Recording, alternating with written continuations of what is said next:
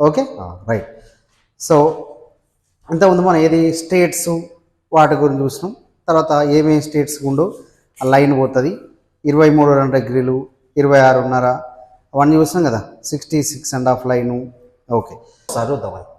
UNO okay, ఇది ఎక్కడ ఉంది ఏంటిది అదంతా, అందులో ఏమేమి లాంగ్వేజెస్ ఉంటాయి అదంతా చూద్దాం. Okay so UNO united nation organization. Okay, N అంటే న్యూయార్క్లో ఉంటుంది అని చెప్పాడు. ఓకే, సో ఎన్ ఇట్లా కొంచెం తిక్క రాసుకుంటే అయిపోద్ది. దీని హెడ్ క్వార్టర్ ఎక్కడ ఉంటుంది అంటే, ఎక్కడ ఉంటుంది? న్యూయార్క్లో ఉంటుంది.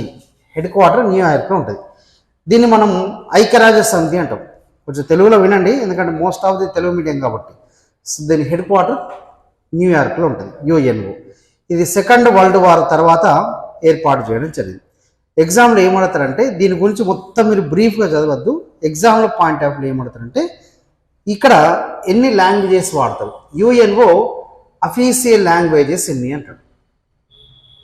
ఓకే, అఫీషియల్ లాంగ్వేజెస్ అంటే ఇవి జరిగినప్పుడు ఏం చేస్తారు, టోటల్గా మనకు ఇందులో ఎన్ని కంట్రీస్ ఉంటాయి అంటే, ఇప్పుడు ప్రస్తుతం ఎన్ని కంట్రీస్ ఉన్నాయి అంటాడు.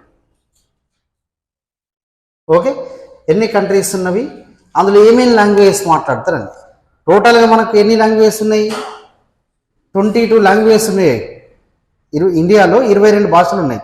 వరల్డ్లో అయితే కొన్ని వందల కొద్ది ఉంటాయి.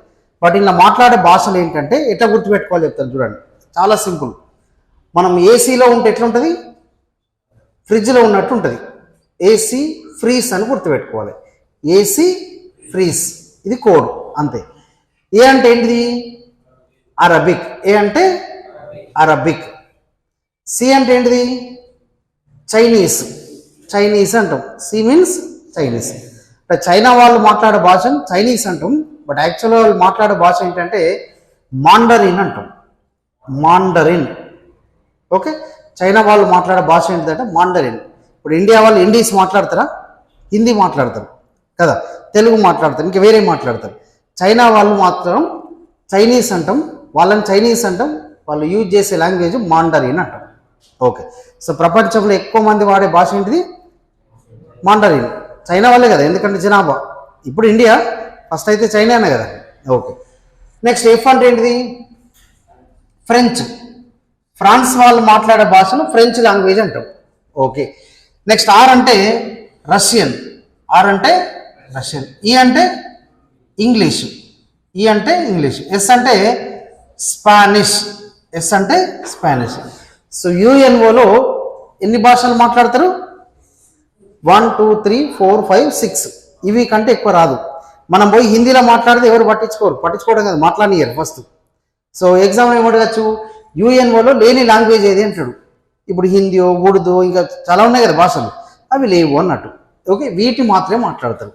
ఓకే, సో యుఎన్ఓలో అఫీషియల్ లాంగ్వేజ్ ఎన్ని అంటే టోటల్గా 6. గుర్తుపెట్టుకోవడానికి ఏసీ ఫ్రీజ్. ఏసీలో ఉంటే ఎట్లుంటుంది, ఫ్రిడ్జ్లో ఉన్నట్టు ఉంటుంది, అది గుర్తుపెట్టుకోవాలి. నెక్స్ట్ యుఎన్ఓలో ఎన్ని కంట్రీస్ ఉన్నాయి అంటాడు. మెంబర్షిప్ అంటారు దీన్ని. ఓకే, సో మెంబర్షిప్ కంట్రీస్ ఎన్ని అంటాడు. మెంబర్షిప్ కంట్రీస్ ఎన్ని అంటే టోటల్గా మెంబర్షిప్ ఇక్కడ రాస్తున్న 193 కంట్రీస్ ఉన్నాయి.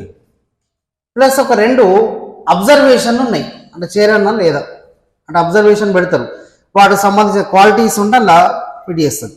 ఓకే, సో 193 కంట్రీ ఏది అంటే సౌత్ సూడాన్. 193వది సౌత్ సూడాన్.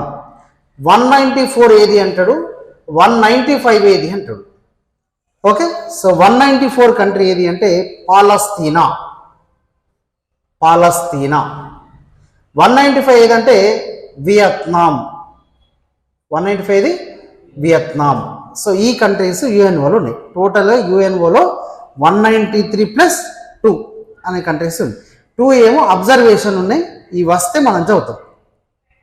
ఓకేనా, సో వస్తే మనం చదువుతాం, లేకపోతే లేదు. సో టోటల్గా మాత్రం ఇవి. 193వది ఏది అంటే మాత్రం సౌత్ సూడాన్. 194 ఏది పాలస్తీనా. 195 ఏది వియత్నాం. ఓకే, ఇది ఒకటి. నెక్స్ట్ ఇంకోటి కూడా చెప్పిన, మళ్ళీ చెప్తున్నాను, ఎస్టర్డే ఇది కొంచెం రిపీట్ చేస్తున్నా. సార్క్. SAARC. సార్క్. సార్క్ అంటే ఏం చెప్పినాం? Full form South Asian Association for Regional Cooperation. South Asian Association for Regional Cooperation, that is called as SAARC అంటారు. సార్క్లో ఎన్ని కంట్రీస్ ఉన్నాయి అంటాడు. ఎన్ని కంట్రీస్ ఉన్నాయంటే ఏం లేదు, చెప్పినాను. ఎంబీబీఎస్ పెయిన్ అని గుర్తుపెట్టుకోవాలని చెప్పిన. ఎంబీబీఎస్ పెయిన్ అంటే ఎంబీబీఎస్ చదివితే బాగా పెయిన్ వస్తుంది అన్నట్టు. ఎం అంటే ఏం చెప్పినాము? మయన్మార్. బి అంటే భూటాన్. ఇంకొక బి అంటే బంగ్లాదేశ్. ఎస్ అంటే శ్రీలంక. పి అంటే పాకిస్తాన్. ఏ అంటే ఆఫ్ఘనిస్తాన్. ఐ అంటే ఇండియా. ఎన్ అంటే నేపాల్. అర్థమేనా? సో టోటల్ ఎన్ని కంట్రీస్ ఉన్నాయి? 8 ఉన్నాయి. ఇట్లా మనం నెక్స్ట్ క్లాస్లో ఏం చదువుతామంటే G5 కంట్రీస్ ఎన్ని, G4 కంట్రీస్ ఎన్ని, G7 కంట్రీస్ ఎన్ని. మన లాస్ట్ G20 అని జరిగింది తెలుసా? G20, G అంటే గ్రూప్ ఆఫ్ 20 అన్నట్టు, 20 దేశాలు ఉంటాయి. ఓకే, G20 సమావేశం ఎక్కడ జరిగింది? ఢిల్లీలో జరిగింది. ఓకే, ఢిల్లీలో జరిగింది G20 మొన్న. మీరు చూడండి ఒకసారి, దాని నుంచి మళ్ళీ చెప్తాం. అర్థమైందా? సో ఇది ఒకటి రాసుకోండి. First one